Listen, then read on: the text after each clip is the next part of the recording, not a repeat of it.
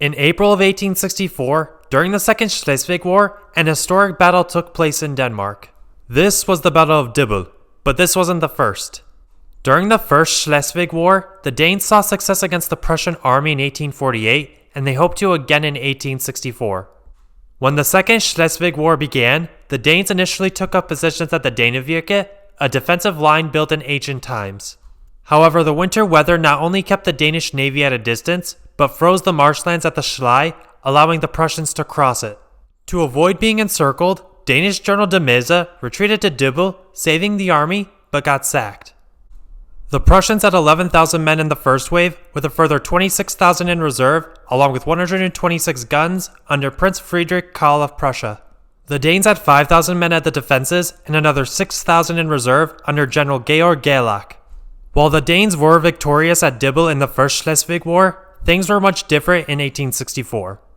First, the position was ill-prepared since so much effort was focused on fortifying the Danevirke, and technological developments in artillery made the area unsuited for a lengthy defense. After surrounding the Danes, the Prussians bombarded along the entire front for 2 months, where many of the defenders had to be withdrawn because of a lack of forward shelters.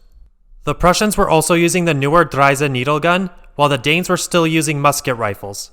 The Danes did have one advantage, the ironclad Rolf Krage, using it as a mobile artillery platform, which the Prussians had no counter against. In the early hours of April 18th, the Prussians got into position, then at 10 o'clock the Prussian artillery went silent after firing 4,700 shells, reducing many of the older fortifications to rubble. The Prussian infantry then charged, undeterred by the shelling of the Rolf Krage, and took the first line of defenses in just 13 minutes. The Danes retreat to the Dybbøl Mill, and the Prussians press their assault. But as they do so, the Danish 8th Brigade counterattacks, which gives time for fleeing Danish units to cross over to Sonderborg. But a Prussian charge pushes the 8th Brigade back with nearly 50% casualties. By 1:30 p.m., Danish resistance collapsed at the bridgehead in front of Sonderborg. After this, there was an artillery duel across the Alsund. The battle was a Prussian victory and a turning point in the war.